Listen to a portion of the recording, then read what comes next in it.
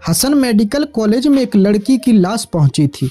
दरअसल लड़की का कत्ल हुआ था। इसके बाद डॉक्टरों की टीम को उसका पोस्टमार्टम करना था। वहां मौजूद जितने डॉक्टर थे वो बॉडी देखकर शहर गए थे। उस लड़की के साथ एक बार नहीं, दो बार नहीं, 2 बार हैवानियत की गई थी। उसके साथ उस लड़की के साथ बर्बरता की गई और उसके बाद उसकी हत्या कर दी गई। लगभग 50 फीट ऊंचे पहाड़ से उस लड़की को नीचे फेंका गया था, जिसकी वजह से उस लड़की के पैर टूट गए थे। क्या था पूरा मामला इस वीडियो में बताते हैं। पहले इस वीडियो को एक लाइक करके चैनल को सब्सक्राइब जरूर कर लें, क्योंकि आपके लिए 1 सेकंड का काम है, लेकिन इससे हमारी काफ़ी बड़ी मदद होती है। दरअसल मामला हरियाणा के नूंह का है। यहाँ पर शनिवार को एक बच्ची अचानक अपने मोहल्ले में खेल रही थी। इसी दरमियान मोहल्ले का रहने वाला एक शख्स होता है हरिचंद। ये उस लड़की का जहाँ घर था, लगभग घर से 5 घर छोड़कर ये जो हरिचंद था उसके घर के बगल में रहा करता था। इसी दरमियान और 30 नवंबर की बात है, शनिवार का दिन था, लगभग शाम के 4 बजे थे। हरिचंद उस लड़की के पास जाता है, उससे कहता है कि चलो मैं तुम्हें घुमा कर लाता हूँ। क्योंकि वह मोहल्ले का था, लड़की बखूबी उसे पहचानती थी, तो चिप्स के बहाने बहला फुसला कर उस बच्ची को अपने साथ ले जाता है। अब हरिजन का मकसद साफ था, उसके मन में कुछ गलत चल रहा था, जिसकी वजह से वो लड़की को अपने साथ ले जाता है चिप्स के बहाने। अब बहला फुसला कर उसे इलाके के एक पहाड़ पर ले जाता है। उस पहाड़ पर लड़की को ले जाकर, लगभग लड़की की उम्र है 3 से 4 साल के बीच की बताई जा रही है, उस लड़की को ले जाता है। वहाँ पर चिप्स तो देता है, लेकिन लड़की के साथ हुई दरिंदगी करने लगता है, छेड़छाड़ करता है। नादान सी बच्ची मासूम थी, वो चीखने चिल्लाने लगती है, लेकिन पहाड़ों पर सुनने वाला उसे कोई नहीं था। इसी का फायदा उठाता है हरिचंद और उस लड़की के साथ उसकी आबरू के साथ खेलता है।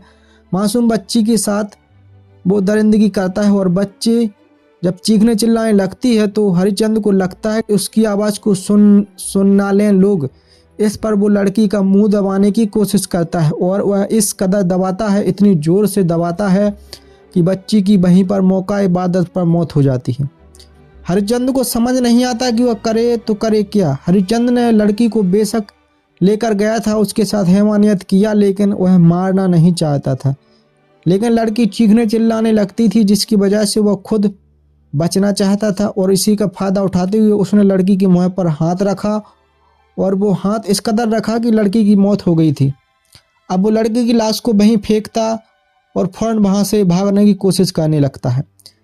यह सब शाम का वक्त होता है, ठंड की और सर्दी की रात है, जल्दी दिन भी छोटा होता है, रात जल्दी होने लगती है, जिसकी वजह से अंधेरे का फ़ायदा उसे मिलता है और वो वहाँ उस जंगल में लड़की को छोड़कर वहाँ से फरार हो जाता है। अब दूसरी ओर लड़की बच्ची जो होती है वह मिल नहीं रही थी। परिवार वाले हैरान परेशान थे। पहले मोहल्ले में चेक किया जाता है, लोगों से पूछा जाता है। वहाँ मस्जिद में स्पीकर लगा होता है, उसमें उस स्पीकर पर चिल्लाकर कहा जाता है कि अगर इस बच्ची को किसी ने देखा है, कोई जानता है तो बता दे, लेकिन उसकी कोई खबर नहीं मिलती, खोज खबर नहीं होती। इसी दरमियान लोग डिसाइड करते हैं कि चलो गांव वाले मिलकर, मोहल्ले वाले मिलकर उस लड़की को ढूंढने निकलते हैं। अब ये लोग पहुंचते हैं, ढूंढते ढूंढते उस पहाड़ी पर पहुंचते हैं जहां पर वह लड़की की लाश पड़ी थी। ढूंढते ढूंढते जो गिरोह था, मोहल्ले के लोग थे, उनमें हरिचंद भी शामिल हो जाता है कि वह लड़की कहाँ है। उसकी तलाश में वो खुद शामिल हो जाता है और लोगों के साथ मिलकर पहाड़ पर जाता है लड़की को तलाशने। इसी दरमियान जो ग्रुप होती है, लोगों की टोली होती है, वह जाती है जो शोर और जिस ओर यानी हरिचंद ने लड़की की लाश फेंकी थी उस ओर की ओर मुड़ती है। तो वैसे ही आरोपी हरिचंद को लगता है कि कोई कहीं उस लड़की की लाश बरामद ना हो जाए, किसी को कोई भनक ना लग जाए। इसी बीच उनको बरगलाने लगता है कि अरे इस साइड चलते हैं, उस साइड मत जाइए। उन्हें बरगलाकर सफल हो जाता है और वहाँ से मोड़ देता है। लगभग 8 बजे का वक्त होता है, शाम के 8 बजे का वक्त होता है। लोग अंधेरे में तलाश रहे थे, ढूंढ रहे थे। इसी दरमियान उस ग्रुप के लड़कों की एक टोली लगभग 11 बजे की ओर उस पहाड़ के उस ओर जाती है जहाँ पर लड़की की लाश बरामद हुई थी। आपको बता दें कि जैसे ही हरिचंद को भनक लगती है कि इस ओर भी कोई जा सकता है, क्योंकि उसने 1-2 बार बरगला दिया था, लेकिन उसे शंका था कि हो सकता है कि आने वाले टाइम में लोग वहाँ पर भी जाएं खोजबीन करने, तलाशने। इसी दरमियान में मौके का फ़ायदा उठाता है और लोगों को बरगला कर और खुद उस ओर निकल जाता है जहां पर उसने लड़की की डेड बॉडी को डंप किया था। वहां पहुंचता है, कोई होता नहीं है। इसी का फायदा उठाकर अंधेरी रात होती है, वह लड़की की बॉडी को उठाता है। वहां से उठाकर लगभग 50 फीट की ऊंचाई से वो पहाड़ों से उस लड़की की डेड बॉडी को नीचे फेंक देता है। अब लोग उस लाश को उठाते हैं, देखते हैं तो उसका पैर टूटा हुआ था। लड़की खून से लथपथ हाल में वहां पर पड़ी थी, बेजान थी, उसमें होश नहीं था। लोग समझ गए थे कि लड़की के साथ कुछ गलत हुआ है। लड़की के साथ गलत होने के बाद उसकी हत्या की गई थी। अब परिवार वालों को जैसे भनक लगती है कि उनकी बच्ची की लाश बरामद हुई है। माँ बेहोश होकर जमीन पर गिर पड़ती है।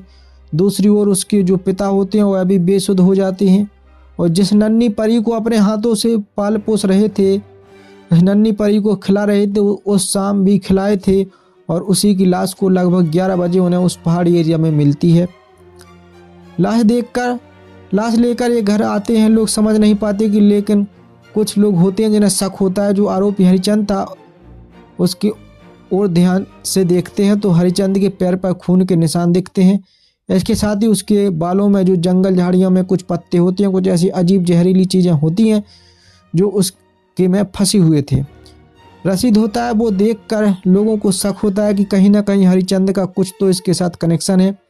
इस पर गांव वाले, मोहल्ले वाले उस लड़के को यानी हरिचंद को पकड़ लेते हैं। उससे पूछते हैं कि तुम्हारे कपड़े पर यह खून के निशान कैसे हैं। इस पर हरिचंद शक पका जाता है। पहले तो कुछ नहीं बताता, लेकिन फिर वो भी टूटी फूटी आवाज़ में बोलता है कि अरे ये तो ऐसे जा रहा था तो कांटों से खरोच लग गया था।